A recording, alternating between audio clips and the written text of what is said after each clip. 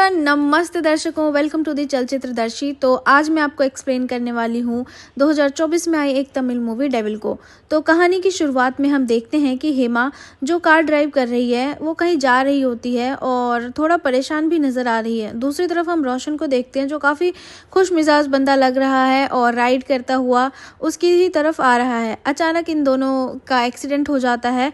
हेमा को तो कुछ नहीं होता पर रोशन को काफ़ी चोट लगती है। इसके बाद रोशन हॉस्पिटल जाता है। हेमा भी वहां पहुंचती है और ट्रीटमेंट के बाद हेमा उसे घर भी छोड़ के आती है और हेमा रोशन को सॉरी भी बोलती है। रोशन कहता है कि कोई बात नहीं, तुम बार बार मुझे सॉरी मत बोलो। अगले सीन में हम देखते हैं कि हेमा के पास हॉस्पिटल से कॉल आता है डॉक्टर का। वो रोशन के लिए पूछता है और उसे वहां पे जाना पड़ता है। रोशन उससे कहता है कि परेशान मत हो, थोड़े से टिश्यू डैमेज हुआ है, ठीक हो जाएगा। इसके बाद रोशन बहुत सारे नूडल्स लेके आ जाता है। ये देख के हेमा उससे पूछती है कि क्या तुम्हें कुछ और खाना पसंद नहीं है। तो रोशन उससे कहता है कि मुझे पसंद तो है लेकिन मुझे बनाना नहीं आता है। उसके थोड़ी देर बाद जब रोशन भी अपने घर जा चुका होता है तो हेमा देखती है कि उसकी गाड़ी में रोशन का फ़ोन छूट गया है। इसके बाद हेमा फ़ोन लेके रोशन के घर जाती है। रोशन उसे कहता है आओ बैठो, मैंने नूडल्स बनाए हैं, अभी चाय और कॉफ़ी तो मैं बना नहीं सकता तो तुम यही खाओ। हेमा उसके लिए लंच बना के जाती है तो रोशन बहुत ही खुश हो जाता है, कहता है वाह तुमने क्या खाना बनाया है। वो उसके लिए पूड़ी बना के लेके जाती है। रोशन उससे पूछता है कि क्या तुम मेरे लिए रोज़ खाना बना के लेके आओगी। हेमा कुछ नहीं बोलती है। अगले सीन में हम देखते हैं रोशन हेमा को कॉल करके बोलता है कि मुझे कहीं घुमाने के लिए ले जाओ, मेरा हाथ ठीक होता तो मैं बाइक से खुद ही घूमने के लिए निकल जाता। हेमा इस पर कहती है कि मेरे कार से तुम्हारा एक्सीडेंट हुआ था इसलिए मैं बस तुम्हारी हेल्प कर रही थी, पर मैं तुम्हारी नौकर नहीं हूँ जो मैं तुम्हें घुमाने के लिए भी लेके जाऊँ।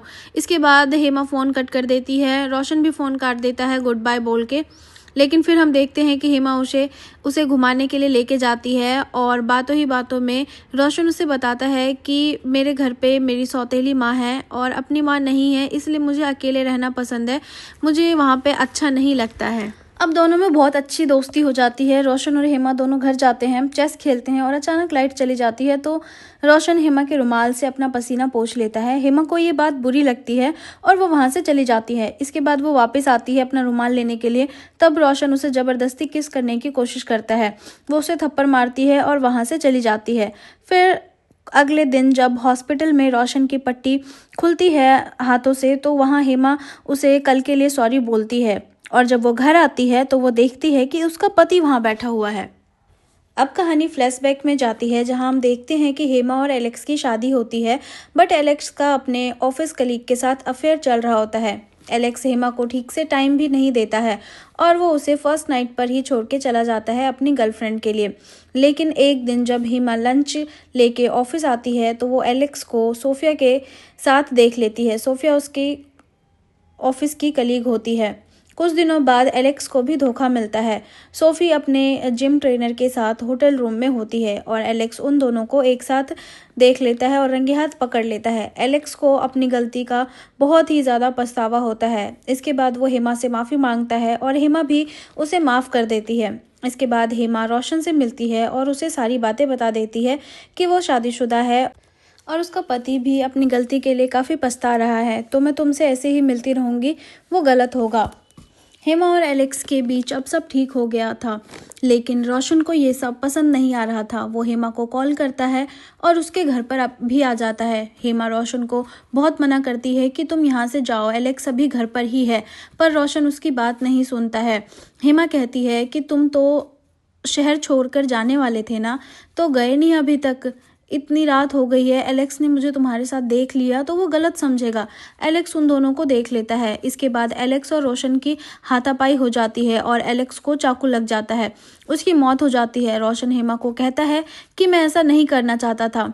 हेमा बेसुध होती है। वो हेमा से कहता है कि मैं तुम्हें रानी बना के रखूंगा, तुम्हारा पति हैवान था, मैं तुम्हें परी बना के रखूंगा, तुम परेशान मत हो, इसके लाश को मैं ठिकाने लगा दूंगा, उसके बाद हम आराम से जिएंगे। रोशन एलेक्स की लाश को बांध देता है और सारे सबूत मिटा देता है। इसके बाद वो हेमा से कहता है कि मैं 1 घंटे में अपना सारा सामान लेके तुम्हारे पास आ जाऊंगा, इसके बाद हम गोवा निकल जाएंगे। लेकिन बहुत देर हो जाती है और अभी तक रोशन आया नहीं होता है। हेमा अकेले ही उस डेड बॉडी के साथ वहाँ पर होती है। वो रोशन को कॉल करती है पर उसका नंबर बंद होता है। उसके बाद वो उसके घर जाती है उसे ढूंढने के लिए, पर वो देखती है कि उसका पूरा घर खाली खाली है और वहाँ कोई भी नहीं है। उसके लिए रोशन ने एक लेटर लिखा हुआ होता है जिसमें लिखा होता है कि हेमा मुझे माफ़ कर देना, मैं कायर हूँ, मैं तुम्हें छोड़ के जा रहा हूँ, मैं तुम्हें इस हालत में नहीं देख सकता और ना ही मैं तुम्हारा साथ दे सकता हूँ। इसके बाद जब वो बेहोश हो जाती है तो एक आदमी उसे अपने साथ लेके जाता है। जब उसे होश आता है तो वो उस आदमी को सारी बातें बताती है। वो आदमी उसे आशीर्वाद देता है और हेमा दोबारा उसी समय में पहुंच जाती है जहां रोशन और एलेक्स की लड़ाई हो रही होती है। बेसिकली वो समय को पीछे करके वापस उसी समय में आ जाती है जब ये सारी घटना हुई थी और अपने पति को मरने से बचा लेती है। एलेक्स हेमा से माफ़ी मांगता है, रोशन को भी अपनी गलती का एहसास हो जाता है और वो वहाँ से चला जाता है। बस यहीं कहानी ख़त्म हो जाती है। तो आई होप आप लोगों को ये वीडियो और ये एक्सप्लेनेशन अच्छा लगा हो, तो प्लीज़ वीडियो को लाइक करना, चैनल को सब्सक्राइब करना एंड इसको शेयर करना एंड कमेंट करके मुझे बताना कि आपको नेक्स्ट कौन सी मूवी का एक्सप्लेनेशन चाहिए और कैसा लगा आपको ये वीडियो, या फिर कोई सजेशन हो तो मुझे सब बताना। Thank you and keep smiling.